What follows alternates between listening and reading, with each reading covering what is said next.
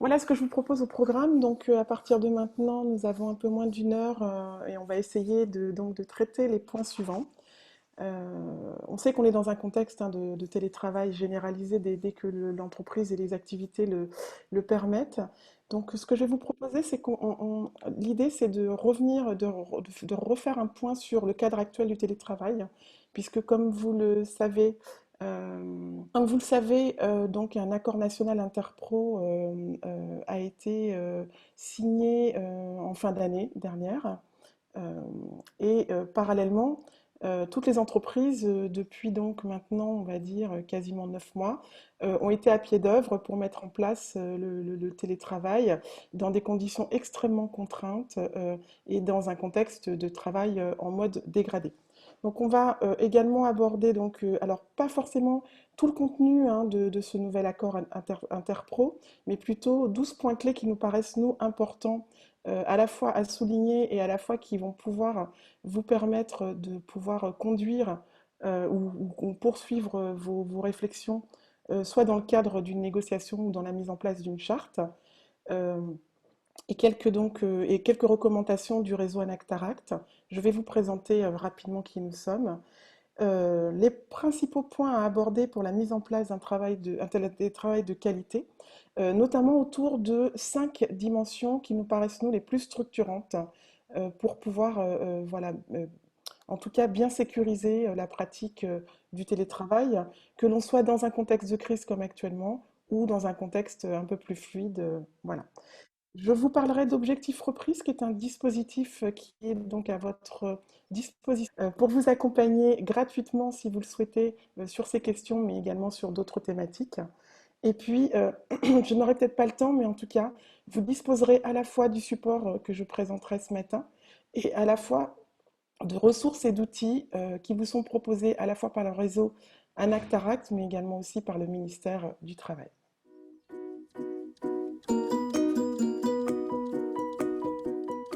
Alors, très rapidement, la RACTIL de France, donc Agence régionale pour l'amélioration des conditions de travail. Nous sommes un organisme qui est géré de façon paritaire donc par des partenaires sociaux. Nous sommes une association.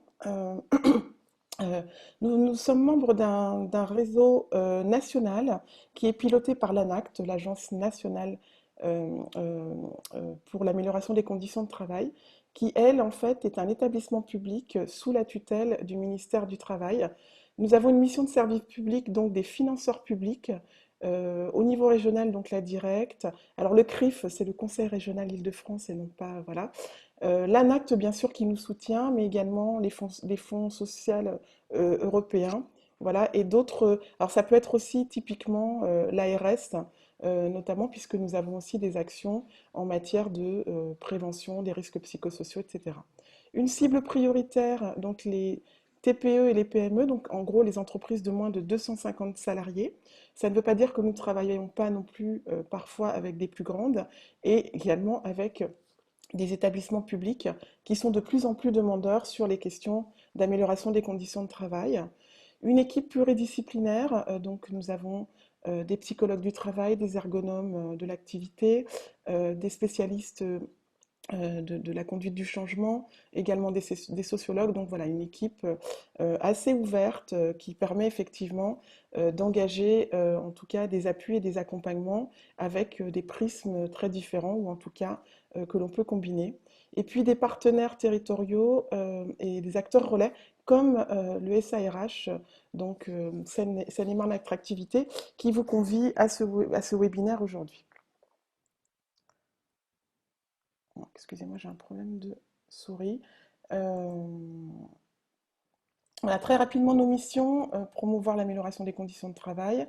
Nous avons mission aussi, donc sur la base des expérimentations qui ont cours dans les entreprises et notamment également quand on les accompagne ou dans le cadre également aussi de tout ce qui remonte comme bonne pratique, justement de capitaliser sur tout ça et de développer des ressources, des outils que l'on vous met à disposition gratuitement. Nous avons également aussi, comme aujourd'hui, une mission de promotion et de contribuer au déploiement des politiques publiques. Je vous parlerai donc d'Objectif Reprise, qui est un des dispositifs d'appui aux entreprises dans le cadre des politiques publiques. 17 associations donc au niveau de la France entière. Vous pouvez nous retrouver sur notre site, je n'irai pas plus loin. Alors, pour engager avec vous la thématique du matin, je vais vous proposer voilà, de visionner un petit film. Excusez-moi, on y va. Un peu moins de 2 minutes. On entend de plus en plus parler de télétravail dans les journaux, à la radio, mais au fond, c'est quoi le télétravail? C'est quand on peut exercer son activité professionnelle à distance. C'est d'ailleurs le sens du mot télé en grec qui signifie à distance et non pas télévision. Ah bah oui, parce qu'en fait, télétravailler, ce n'est pas travailler devant sa télé. Non, le télétravail est une des formes de travail à distance. Il y en a deux autres. Le travail nomade, comme les commerciaux itinérants qui se déplacent en permanence, et le travail multisite, quand les équipes travaillent sur différents sites sans se voir tous les jours ou même toutes les semaines, bref, qu'ils ne se voient pas souvent quoi. Alors en quoi le télétravail est-il différent? C'est une pratique encadrée par le Code du travail depuis 2012 qui permet d'alterner entre son lieu de travail habituel et un autre lieu. Le plus souvent son domicile, mais ce n'est pas obligé. Ça peut être un café, un parc, un espace de coworking ou même chez son voisin ou sa voisine. Oui, parce qu'avec le digital, c'est devenu plus facile de travailler n'importe où. De plus en plus d'entreprises, dans tous les secteurs d'activité, mettent en place le télétravail avec succès. Pourquoi? D'abord pour moderniser leur pratique de travail. Ensuite, pour rester attractives afin de recruter ou fidéliser leurs salariés. Et enfin, le télétravail améliore la qualité de vie professionnelle en réduisant le temps de transport au quotidien et en permettant de se concentrer plus longtemps et sans être dérangé. Mais comment mettre en place le télétravail dans son entreprise? Alors, deux conseils. 1. Commencez par organiser un test à petite échelle avec des salariés, les partenaires sociaux et des managers. C'est une règle d'or. Cela permet de préparer concrètement sa mise en œuvre dans l'entreprise, identifier les activités télétravaillables, déterminer une fréquence ou encore sensibiliser au droit à la déconnexion. Et conseil numéro 2, formaliser une charte ou un accord. Et aujourd'hui, c'est devenu très simple. Simple et sans risque. Le télétravail, c'est réversible, il peut être occasionnel ou régulier, mais jamais 100% du temps. Alors, pourquoi pas vous?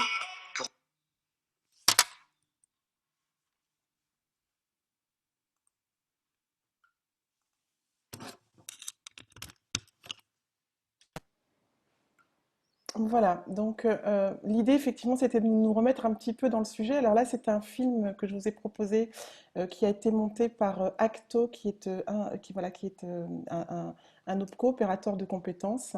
Vous pouvez donc retrouver voilà, en tout cas ce support dans le PowerPoint qui vous sera proposé. Alors très rapidement, on va revenir sur la définition et les conditions légales du télétravail. Donc, comme le précisait donc la petite vidéo, hein, le télétravail est encadré et en tout cas est inscrit au Code du travail. Sa définition, c'est toute forme d'organisation du travail dans laquelle un travail qui aurait également pu être exécuté dans les locaux de l'employeur est effectué par un salarié hors des locaux de l'entreprise de façon plutôt régulière. Alors, voilà, hein, on peut être sur un jour, mais alors en ce moment, pour le coup, c'est quasiment du full télétravail pour beaucoup, peut-être, de salariés, de façon régulière et volontaire en utilisant les technologies de l'information et de la communication. Euh, Qu'est-ce qu'un télétravailleur? C'est toute personne qui, dans l'entreprise, effectue soit dès l'embauche, soit ultérieurement du télétravail. Mais toutefois, ce qu'on retient, c'est que ce n'est pas le fait de travailler à l'extérieur de l'entreprise qui fait qu'on est un télétravailleur. Donc ça, effectivement, c'est important de bien distinguer ce qui, comment, les caractéristiques du télétravailleur. Son cadre de mise en place, comme vous le savez, depuis donc comment depuis les ordonnances Macron et notamment l'accord national interpro dont je vais vous parler tout à l'heure, la loi précise que le télétravail doit être mis en place dans le cadre d'un accord collectif ou à défaut dans le cadre d'une charte. On rappelle que cette charte doit être établie par l'employeur après consultation du comité social et économique. Voilà. En l'absence voilà, de charte ou d'accord, excusez-moi, euh, De toute manière, il peut être formalisé ou même mis en place un accord tacite entre le télétravailleur lui-même et un représentant de la direction de l'entreprise. Alors, qu'est-ce qui sous-tend, ou en tout cas, quels sont les principes fondamentaux du télétravail? Deux principes fondamentaux. Le volontariat bilatéral, donc ça veut dire qu'effectivement, si l'une des deux parties ne souhaite pas, en tout cas, mettre en place le télétravail, on peut mettre en discussion. Et puis la réversibilité, c'est-à-dire qu'il n'est pas obligé pour le télétravailleur de poursuivre le télétravail si les conditions, effectivement, soit ne sont pas requises, ou soit parce que le télétravailleur souhaite pouvoir revenir, en tout cas, à temps plein au sein de son entreprise, sauf dans le contexte actuel où là, effectivement, euh, on verra les conditions. Et aujourd'hui, donc exceptionnellement, depuis le début de la pandémie, l'employeur peut imposer le télétravail à condition effectivement que ce soit formalisé. Comment ça se passe pour le salarié? Le salarié, en fait, effectue son travail dans les mêmes conditions, alors on ne parle pas d'environnement, mais en tout cas dans le respect du temps de travail qu'il le ferait au sein de l'entreprise. Très rapidement, un petit retour sur l'histoire. Donc, je ne vais pas forcément rentrer dedans, mais on va zoomer notamment sur l'accord national interpro, le dernier du 26 octobre 2020, qui normalement a été signé par quasi l'ensemble des partenaires sociaux, sauf la CGT, au 23 décembre dernier. Donc, 1993, c'est une première définition du télétravail.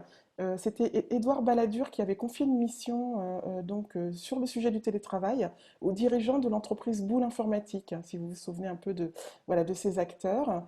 Euh, Ensuite, en 95, la France inscrit le sujet du télétravail à l'ordre du G7 de Bruxelles, ce qui a donc entraîné un accord cadre en 2002 au niveau européen.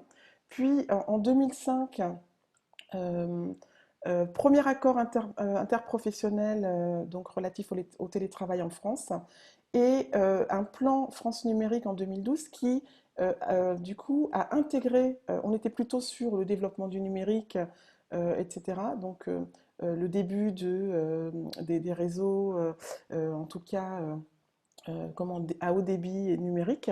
Et ce dispositif, en tout cas cette réflexion stratégique nationale, a intégré les enjeux du télétravail dans sa réflexion. Puis 2012, le télétravail s'inscrit dans la loi Warsmann. Alors cette loi, en fait, il faut savoir que c'était une loi de simplification en fait administrative. Euh, et le télétravail a aussi donc été porté, notamment dans son article 46, euh, excusez-moi, voilà, dans son article 46, pour pouvoir réduire la contrainte pour mettre en place sur le plan administratif le télétravail. 2015, annonce d'un plan national de déploiement du télétravail. 2017, les ordonnances Macron qui notamment sur la dimension de la simplification aussi du dialogue social, hein, en tout cas voilà, pardon, sur le renforcement, excusez-moi, pas la simplification, le renforcement du dialogue social, et puis également inscrit aussi dans le cadre de la loi de la liberté de choisir son avenir professionnel. Vous aurez quelques éléments, notamment sur la partie ou sur la dimension prise en charge des frais liés au télétravail, puisque l'URSSAF donc, a réactualisé sa page là en début d'année sur cette question-là. Et notamment pourquoi cette question-là, puisque c'est un des objets qui a beaucoup, en tout cas, été discuté et qui a été notamment intégré à l'accord national interprofessionnel euh, de fin d'année 2020. Alors, le télétravail en période de crise sanitaire, comme je vous le disais tout à l'heure, hein, la menace d'une épidémie constitue une circonstance exceptionnelle. Et là, en fait, ça permet, en tout cas ponctuellement ou un peu dans la durée, hein, là on en est à 9-10 mois, de pouvoir imposer le télétravail aux salariés sans leur accord. Sans leur accord. Donc vous retrouvez le texte de loi. Euh, Il s'agit alors d'un aménagement du poste de travail rendu nécessaire pour assurer la continuité de l'activité de l'entreprise et surtout de garantir la protection sanitaire des salariés. Euh, Elle ne nécessite pas forcément de formalisme, comme j'ai dit tout à l'heure, mais pour toutes les raisons qui appartiennent aux bonnes relations au sein de l'entreprise, il est important à minima, ne serait-ce que de le formaliser par un mail, par un courrier, voilà, ce qui permet effectivement de bien aussi encadrer et cadrer cette mise en place un petit peu exceptionnelle. Euh, Comme le disait Madame Goroshkova tout à l'heure, on est effectivement là, le ton a été durci avec notamment l'intervention du Premier ministre, qui rappelle donc la nécessité de renforcer le télétravail dans les entreprises. Je ne reviens pas sur les ordonnances Macron. Ce qui va être important à retenir, c'est que le télétravail doit être mis en place dans le cadre d'un accord collectif d'entreprise ou, à défaut, dans le cadre de l'élaboration d'une charte avec effectivement information auprès du CSE. Voilà. Quelques éléments en termes de bénéfices et de risques pour l'entreprise et pour le salarié. Donc en termes d'opportunités pour l'entreprise, hein, beaucoup d'études du coup font remonter que du coup on a un gain de productivité, moins d'impact sur les retards liés au trajet domicile-travail notamment, une accélération de la transition numérique, c'est-à-dire que du coup ça favorise aussi, on parlait de modernisation dans le petit film tout à l'heure, donc ça favorise effectivement en tout cas l'élan des entreprises à moderniser à la fois leurs pratiques, à la fois leurs outils. Et on voit bien aujourd'hui que une bonne part de l'activité se fait à distance, au- euh, y compris donc ce que nous faisons ce matin. Euh, mais c'est aussi l'occasion de faire évoluer les pratiques managériales et organisationnelles. Ça affiche clairement un recul de l'absentéisme. C'est également un levier d'attractivité, de fidélisation, je dirais, en période plus classique. Voilà, proposer aux nouvelles recrues la possibilité de travailler, de télétravailler à un rythme régulier sur la semaine, c'est aussi un levier voilà, d'attractivité, de fidélisation. Et puis, ça améliore aussi, bien sûr, l'empreinte carbone. Alors, cette liste n'est pas exhaustive, mais vous pourrez retrouver un certain nombre d'études sur le sujet. Quelques risques pour l'entreprise, notamment, ça peut être effectivement comment, en tout cas, veiller ou être vigilant sur le risque du recours abusif au télétravail. Le risque de manque de respect des horaires, alors effectivement c'est inférieur à 2% en réalité, donc ce n'est pas un gros risque en soi. Le risque lié aux impacts du télétravail sur la santé des télétravailleurs, on en parle de plus en plus aujourd'hui, c'est un réel sujet. Rapprochez-vous, n'hésitez pas à vous rapprocher de vos services de santé au travail. Euh, et vous savez que vous avez aussi la possibilité de relayer des numéros verts, notamment d'appui et d'écoute psychologique, notamment, qui sont des services gratuits dédiés à l'ensemble des salariés et des acteurs des entreprises, pas uniquement, euh, voilà, en tout cas, ce soit les managers, les dirigeants d'entreprise, tout le monde peut accéder à ce type de services qui sont gratuits, qui sont proposés soit par les services de l'État, également par vos services de santé, mais également aussi par les mutuelles. Voilà. Alors, opportunité pour le salarié, hein, bien sûr, une amélioration de la qualité de vie au travail, quand en tout cas les conditions sont suffisamment réunies, puisque là, en contexte de crise, les télétravailleurs exercent majoritairement au domicile. Donc effectivement, ça repose aussi la question euh, d'avoir, en tout cas de bénéficier d'un environnement favorable, un cadre de travail donc plus propice à la concentration quand, voilà, quand les conditions sont réunies, une meilleure conciliation des temps vie pro, vie personnelle. J'attire l'attention donc des chefs d'entreprise sur la nécessité de pouvoir en tout cas avoir des temps dédiés avec chaque télétravailleur ou en tout cas en équipe pour pouvoir en tout cas peut-être faire preuve de souplesse euh, à partir du moment où on respecte la durée de travail sur la journée, il peut peut-être y avoir quand même une souplesse, notamment sur les horaires de travail qui peuvent peut-être être un peu plus étalés sur la journée, un peu plus tôt le matin, enfin en tout cas toute la souplesse que l'on peut mettre en place du moment que la personne effectue ses missions. Moins de temps aussi de transport, on l'a dit, et moins de sollicitations extérieures, puisque suivant l'activité, effectivement, le téléphone sonne moins. En tout cas, les portes peut-être qui étaient un peu plus ouvertes aujourd'hui le sont un peu moins. Et donc, ça permet aussi en tout cas, de réduire un petit peu cette contrainte. Quelques risques pour le salarié. Alors, ça peut être effectivement la déstructuration ou la perte de repères. Et là, effectivement, le management a toute son importance, en tout cas le rôle du manager. L'appauvrissement des liens sociaux, hein, on parle d'isolement, etc. Ça peut être aussi des faits de surconnexion, aussi des troubles. Ça peut être aussi des troubles musculo-squelettiques quand on est très très connecté, donc tout le temps sur son ordinateur.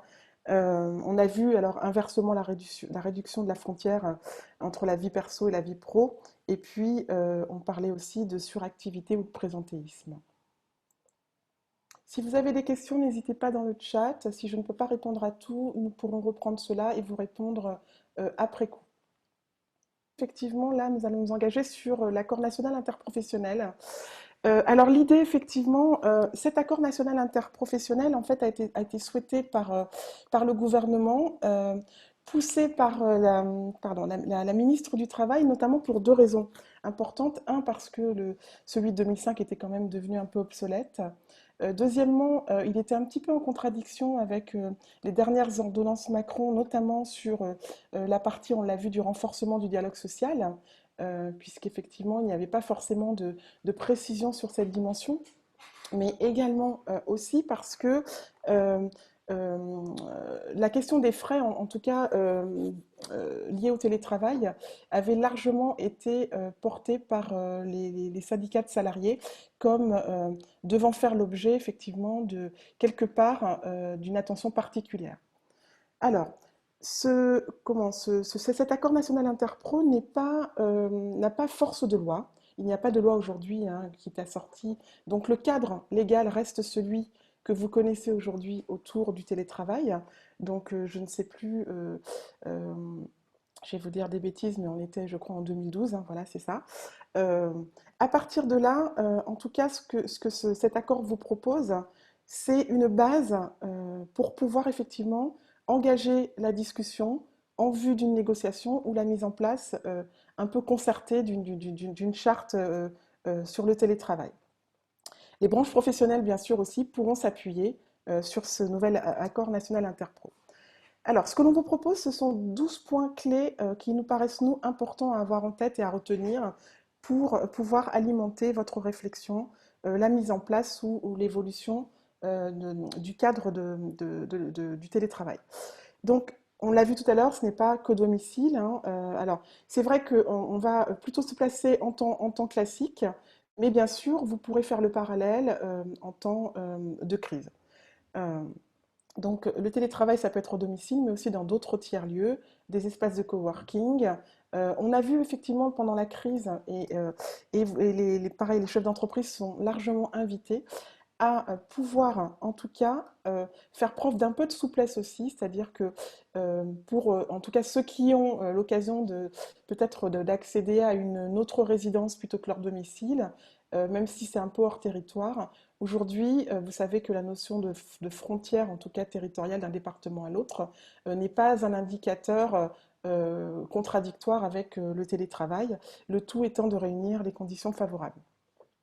Le deuxième axe ou deuxième point clé, analyser les activités télétravaillables, ce qui permet de mieux anticiper.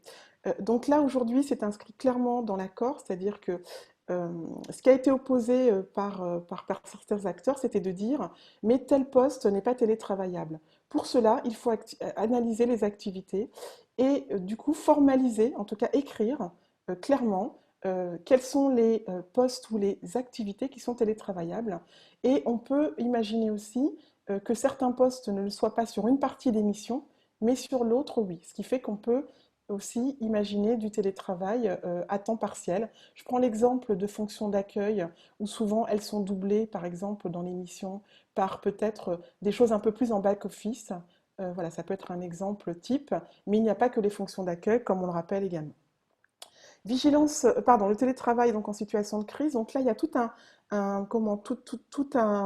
une partie qui rejoint ce que je disais tout à l'heure, c'est-à-dire les conditions qui font qu'aujourd'hui, en cas de force majeure, voilà, l'employeur peut imposer le télétravail à ses salariés, mais avec des conditions quand même encadrées. La vigilance sur l'équilibre voilà, présentiel et distanciel, et notamment la prévention de l'isolement, qui est un facteur très très important aujourd'hui. L'utilité de recourir à un écrit, je vous l'ai dit tout à l'heure.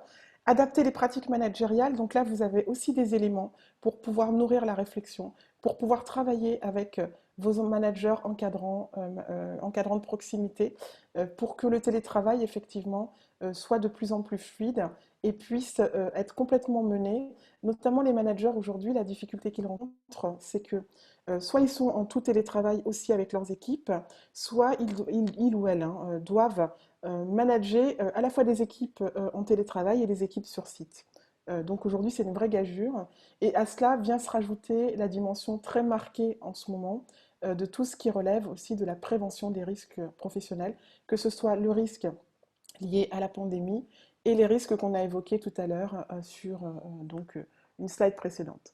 Former les managers, les télétravailleurs et les non-télétravailleurs, ça veut dire là aussi que le télétravail, à la fois ça s'organise, mais ça s'apprend aussi. Ça s'apprend dans les pratiques numériques, mais ça s'apprend effectivement aussi dans l'évolution des façons de travailler, des façons de manager. Et ça s'apprend aussi pour que ceux qui sont en présentiel puissent travailler dans les meilleures conditions possibles avec ceux qui sont en distanciel. Les moyens de contrôle de l'activité et des temps de travail, là aussi effectivement, l'idée c'est de bien encadrer cela. Vous savez qu'il y a toujours des débats sur la question du contrôle. Est-ce qu'on est sur effectivement du contrôle parce qu'il y a des outils numériques? Comment on met ça en place? Comment ne pas faire du surcontrôle aussi qui serait plutôt un effet contre-productif, etc. Un principe de prise en charge des frais par l'employeur, je vous en ai parlé tout à l'heure, donc vous avez les liens sur le site de la CRAMIF notamment. Ce qu'il faut savoir, c'est qu'effectivement, ces modalités doivent être mises en discussion et doivent être négociées. La nécessité de prendre en compte les situations particulières, on entend par situation particulière, alors plutôt des situations individuelles, notamment euh, euh, les personnes fragilisées, les personnes qui sont affectées peut-être par une maladie chronique, également les personnes aussi en situation de handicap. C'est vrai que dans l'ancien accord national interpro, toute cette dimension-là n'était pas, en tout cas, n'avait pas forcément été discutée. Télétravail et situation de handicap, c'est un sujet d'importance qu'il ne faut pas non plus négliger. Et puis c'est aussi prendre en compte les situations particulières, notamment aussi sur la dimension des aidants, par exemple familiaux. Donc ça c'est pour la partie personne plutôt fragilisée. Et l'autre dimension que l'on va rajouter aussi, c'est toute la dimension de l'accueil des nouveaux arrivants et des alternants. Donc nos collègues, une de mes collègues à la RAC Île-de-France a animé un webinaire sur télétravail et apprentissage, par exemple. Il est assez récent. Evgenia, si vous souhaitez, nous vous enverrons le lien pour le replay, si certains voilà, d'entre vous participants sont intéressés par le sujet. La nécessité de prendre en compte, pardon, le dialogue social professionnel au cœur de sa mise en œuvre, on en a parlé, et le télétravail au cœur des enjeux sociétaux, puisque que ce soit euh, sur les questions de territoire, on en a parlé tout à l'heure, d'environnement de travail, mais également l'égalité professionnelle et le droit à la déconnexion, qui sont déjà des enjeux que vous connaissez par ailleurs, puisqu'ils font l'objet effectivement des négociations obligatoires, et notamment je pense à l'égalité professionnelle. Il va être évident qu'il va falloir porter une attention particulière, puisqu'on sait qu'il y a également des inégalités femmes-hommes, notamment au domicile. Négocier le télétravail, quelques recommandations du réseau Anactaract.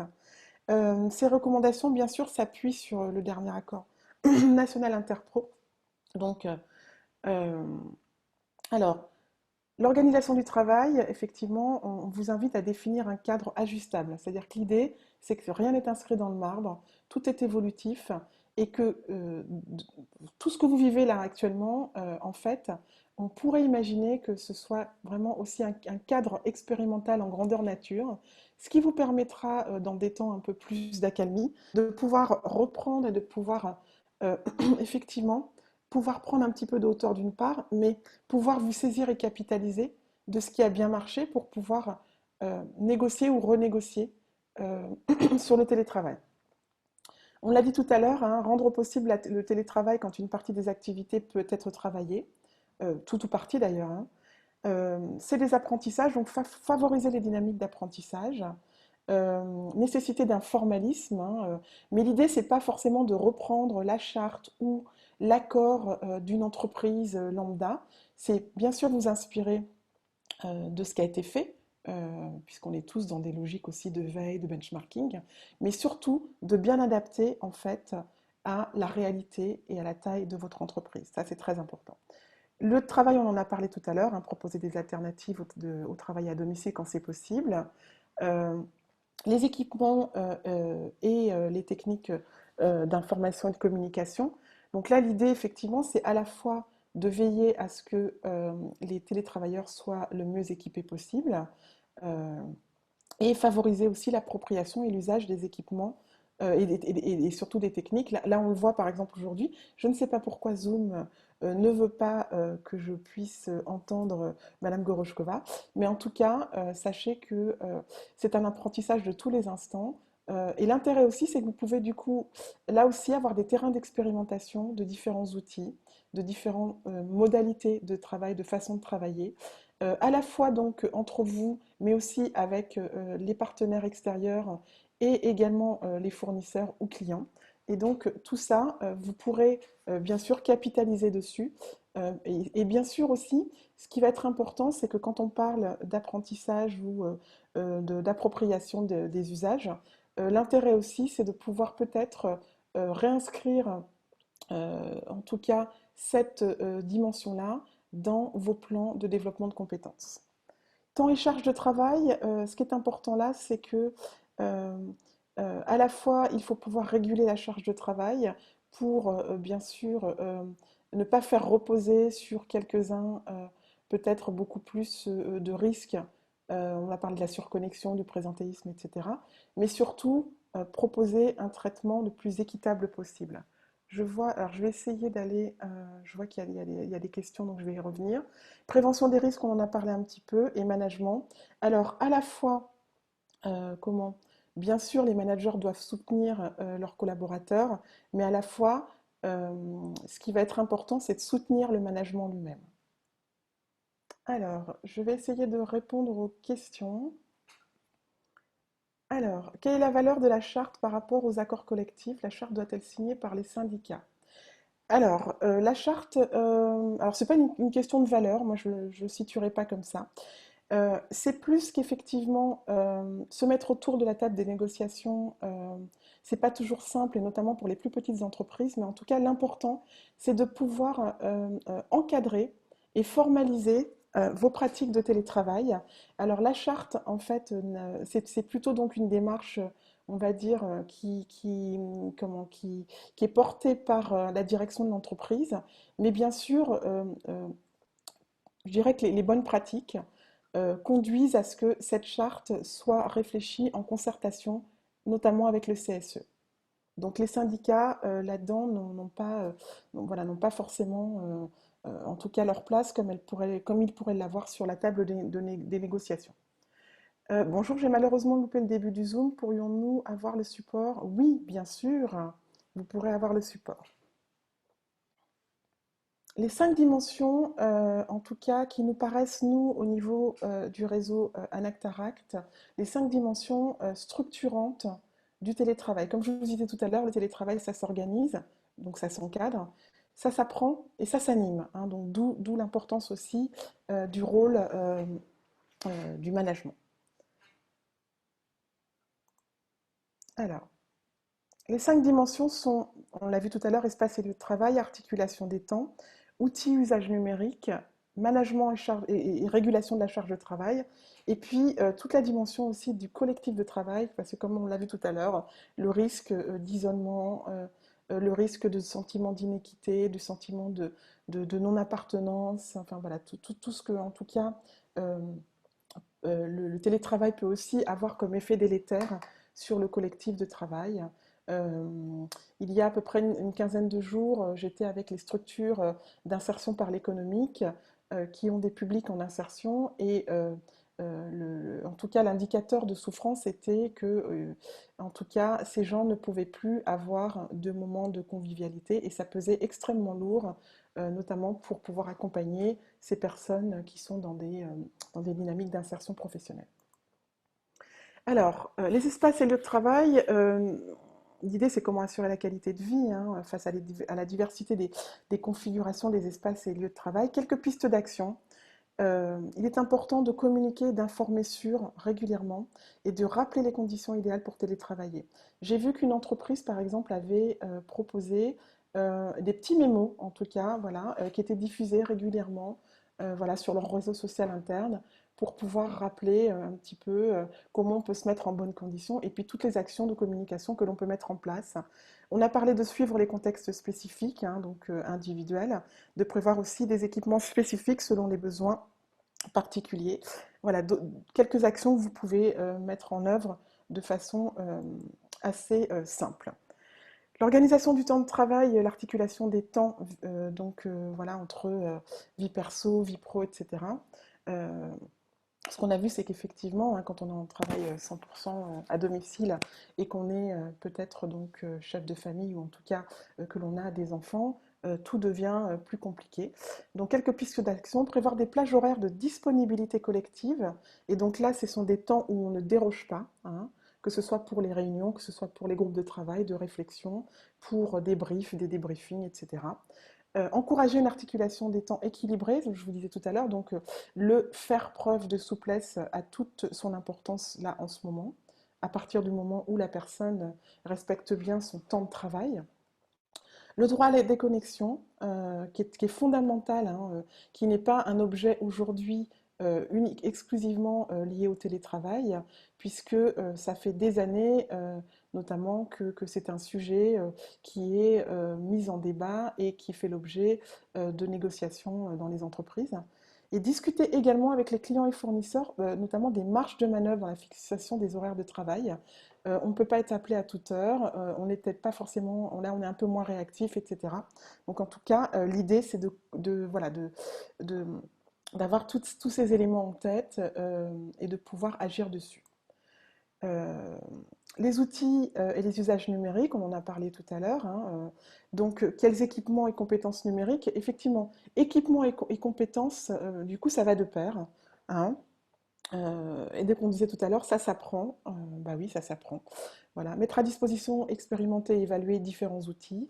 Former à distance, favoriser le transfert entre binômes, ce qui peut être voilà, une piste assez simple. Il y a toujours celui ou celle qui est un petit peu plus en avance de phase par rapport à d'autres qui sont un peu plus en retard de phase. Mais l'idée aussi, c'est de pouvoir rassurer les gens sur les usages. Et ça, c'est très important. Rappeler aussi les règles de sécurité informatique essentielles. Et à ce sujet, l'entreprise se doit de mettre en place les conditions aussi de sécurisation à la fois des personnes et des outils et des données numériques. Le management et la charge de travail, donc enfin, je l'ai largement évoqué tout à l'heure, quelques principes partagés de management à distance et de régulation de la charge, et puis donc la question du soutien managérial, euh, du manager vers son ou ses équipes, et de la direction envers ses managers. Un management centré sur les objectifs, donc là effectivement, hein, n'allons pas chercher midi 14 heures. Ça permet effectivement de poser, enfin en tout cas l'idée c'est de poser des jalons, euh, de faire les choses donc de façon évolutive et ça redonne du sens ou ça donne du sens aussi à ce qu'on a à faire les délais, etc., les moyens. Important aussi, s'assurer que les télétravailleurs ont les moyens, en tout cas, enfin, maîtrisent en tout cas un certain nombre de moyens pour l'atteinte des objectifs. Des temps d'échange réguliers, plutôt des temps courts, plutôt que des réunions qui n'en finissent plus, mais peut-être à horizon, ou en tout cas de façon régulière. Et ça peut être sur des petits... comment ça peut être aussi en bilatéral, hein, c'est important aussi. Une adaptation de la charge de travail à chacun. Donc là, ça veut dire qu'effectivement, il va falloir trouver le temps de pouvoir identifier pour chacun où on en est de son plan de charge, etc. Et un bilan avec la ligne managériale et les représentants du personnel pour pouvoir alimenter le dialogue social notamment. Enfin, et je terminerai par le collectif de travail. Euh, donc, comment maintenir les liens et l'inclusion dans les collectifs? Alors, l'inclusion, c'est effectivement, hein, c'est le pendant de se sentir exclu, etc. Donc, comment maintenir un petit peu tout ça? Quelques pistes, contacter, questionner, suivre les salariés et identifier les situations à risque, on en a parlé tout à l'heure. Mettre en place et animer, pourquoi pas, une communauté virtuelle. Alors ça peut être autour de défis, ça peut être, enfin il y a des trucs très sympas aujourd'hui que l'on peut faire. Voilà, ça peut être proposer, je sais pas moi, le yoga du matin, des doigts, des mains, enfin voilà. En tout cas, finalement, on s'aperçoit que les organisations redoublent d'inventivité avec des choses très simples à mettre en place, mais qui permettent en fait de maintenir la cohésion d'équipe, de maintenir voilà, le collectif, en tout cas, dans sa vivacité. Et puis, encourager les temps informels virtuels. Voilà, c'est ce que je vous disais un petit peu tout à l'heure. Alors, Joyce, un petit sondage là très rapide. Euh, vous allez avoir un sondage qui va s'ouvrir. Vous avez juste une minute, voilà, enfin très rapidement pour cliquer. Sur les 5 dimensions que je viens de vous présenter, pour améliorer donc les conditions de travail, selon vous, quelles sont celles qui sont prioritaires? Et donc, maximum, vous cliquez sur 3, voilà, qui vous paraissent être prioritaires. Alors, le top 3, effectivement, donc c'est la dimension managériale. Le collectif de travail, effectivement, également, et puis l'éthique. Donc, voilà. Donc, voilà, peut-être que vous pourrez vous centrer prioritairement sur ces 3 dimensions. Et je vous remercie pour la réponse à ce sondage. Euh, en te remerciant, Joyce, vous retrouverez les résultats sur le support que l'on vous mettra à disposition. Alors, il nous reste 10 minutes. Moi, ce que je vous propose, en tout cas, pour ceux qui le souhaitent, vous avez tous mis en place un certain nombre d'actions euh, qui fonctionnent peut-être plutôt bien. Et donc, ce que je vous propose, c'est vous inviter, pendant qu'on continue, à mettre en partage vos expériences, en tout cas ce qui vous paraît, vous, être intéressant à partager ou à mettre en partage avec les participants, en utilisant le chat. Donc, ce chat, de toute manière, sera enregistré, est enregistré, et nous pourrons comment vous transférer les bonnes pratiques qui auront été partagées sur le support. Donc le principe, c'est de reprendre l'une ou plusieurs des thématiques que nous avons vues en mettant un hashtag lieu, hashtag temps, etc. devant ce que vous voulez donc mettre en partage comme bonne pratique. Et puis nous les reprendrons et voilà, nous les glisserons dans le support de présentation.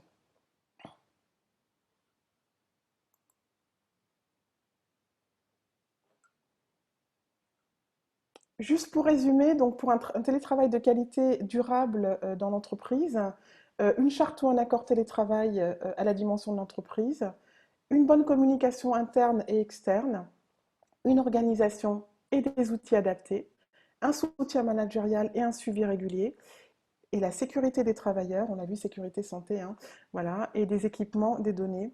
Tout ça dans le cadre d'une démarche concertée et participative, ce qui favorise aussi l'adhésion d'une part, et ce qui nourrit aussi la qualité du dialogue social, et puis une communication régulière, qu'elle soit synchrone, donc en direct, ou asynchrone, en fonction des outils et des objectifs que vous poursuivez.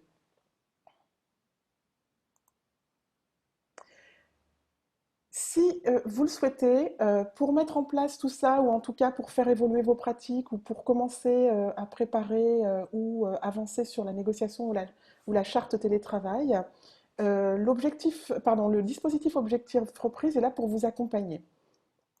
Alors, ce dispositif, c'est un dispositif qui a été mis en place par le ministère du Travail. Enfin, en tout cas, c'est une mesure gouvernementale qui a démarré en mai de l'année dernière, qui est un dispositif gratuit d'appui et d'aide aux entreprises de moins de 250 salariés pour vous permettre de sécuriser la période de crise sanitaire.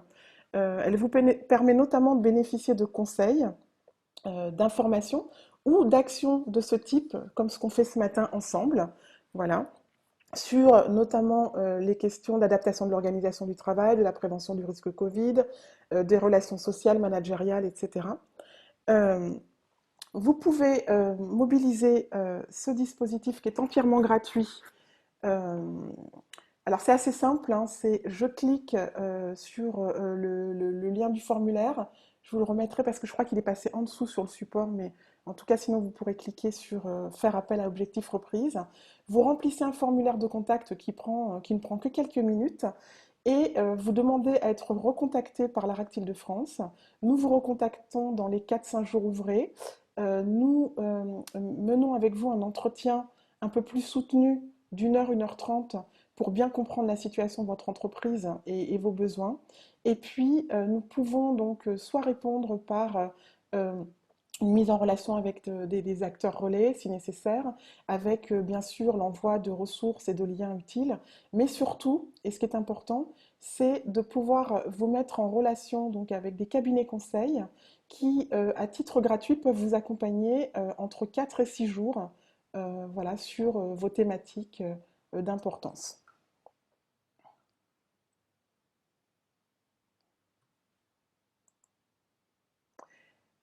Alors, nous avons quelques minutes.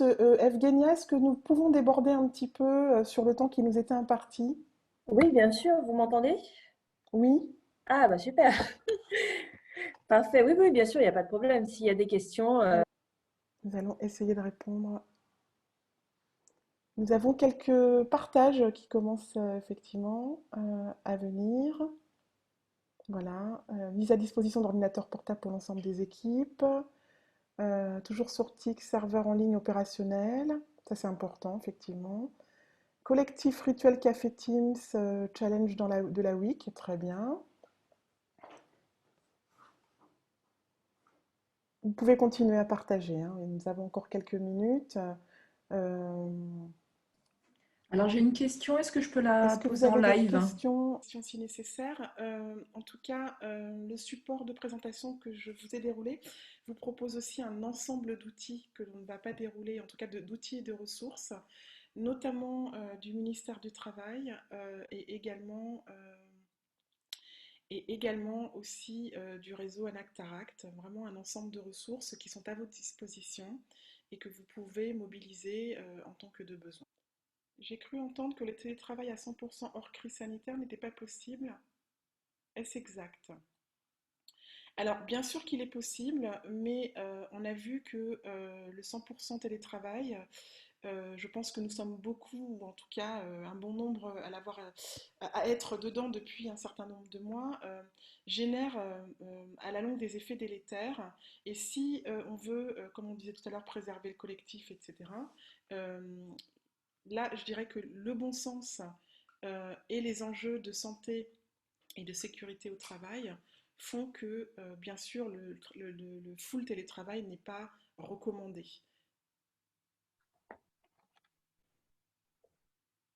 Après, il ne faudra pas confondre, excusez-moi, je complète juste, entre le télétravail et le travail avec des travailleurs à distance. Voilà. En tout cas, c'est pas la même chose parce que si on est dans la logique où les équipes sont distantes, alors elles peuvent être distantes euh, en France, mais distantes aussi à l'étranger. Je pense notamment aux entreprises qui travaillent à l'international.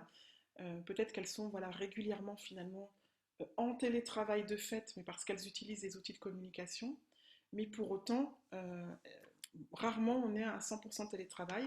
Alors on peut aussi quand même en discuter avec son service de santé au travail pour peut-être des adaptations ponctuelles pour certains salariés fragilisés. Alors une autre question. Que ce soit un accord collectif ou une charte, nous devons lister les postes éligibles au télétravail, mais est-ce qu'il faut lister les postes qui ne sont pas éligibles et donc justifier par écrit cette inégalité? Alors, je n'ai pas la précision aussi fine par rapport à ça, mais le fait déjà de lister les postes télétravaillables, ça veut dire que vous avez engagé une démarche plutôt de concertation, ce qui fait que, en tout cas, ce n'est pas la direction qui a décidé de façon arbitraire, ça veut dire qu'il y a eu un travail en amont de réaliser, au moins avec la partie RH, mais éventuellement avec les représentants du personnel. Je rappelle également qu'on doit, en temps normal, hein, pas en temps de crise, si l'on doit refuser le télétravail à une personne qui en est demandeuse, la direction doit motiver son refus. Une nouvelle bonne pratique, #management, mise en place d'une réunion d'équipe quotidienne sur Teams, max 30 minutes. Point sur l'agenda, espace d'échange pro, résolution de problématiques simples, espace d'échange perso, motivation. Un rendez-vous pour bien commencer sa journée et ne rien manquer des infos importantes. Merci pour ce partage. Toujours concernant la charte, question. Cette dernière peut-elle être annulée par l'employeur sans consultation du CSE? Non. Alors, là, je ne rentre pas je ne vous ai pas donné les éléments, mais vous retrouverez les éléments sur les liens que je vous ai mis sur le support. Il y a une clause de revoyure et donc il est précisé dans la charte. En général, la charte peut être révisée annuellement. Donc on ne peut pas casser la logique de la charte quand bon nous semble. Par contre, effectivement, on peut réunir voilà, en tout cas la direction et le CSE, si vraiment par contre il y a un oubli, mais normalement elle est révisable annuellement. Donc la charte par contre du coup s'inscrit plutôt dans la logique de l'expérimentation, et ensuite naturellement on va pouvoir s'appuyer sur les bilans. Alors le bilan est très important sur le télétravail parce que souvent on l'oublie, mais on l'oublie souvent aussi dans plein d'autres pratiques. L'idée c'est effectivement, la charte permet d'encadrer à un instant T, on déroule pendant un an, et du coup, on fait le bilan, ce qui permet soit de mettre en place ou de faire évoluer la charte, ou soit effectivement de pouvoir entrer en négociation en vue d'un accord collectif. Evgenia, il est 10h01. Écoutez, sauf s'il y a d'autres questions. Alors, il y a une bonne pratique qui vient d'être partagée encore, je vois. Former les managers à manager à distance. #management. Voilà. Donc, s'il n'y a pas d'autres questions, on va du coup clore ce webinaire, sauf s'il y a une question de dernière minute. Je vous laisse encore 30 secondes. De toute façon, vous allez donc recevoir le support. Merci. Donc, en tout cas, je vous remercie pour votre participation et votre écoute active. Oui, merci à tous. Merci à Madame Chat pour son intervention. Vous allez recevoir le support. On mettra en ligne le replay. Donc voilà, n'hésitez pas. Et le questionnaire de satisfaction, vous allez recevoir également pour savoir si vous avez apprécié ce webinaire. Merci à tout le monde pour votre participation. Et bonne journée.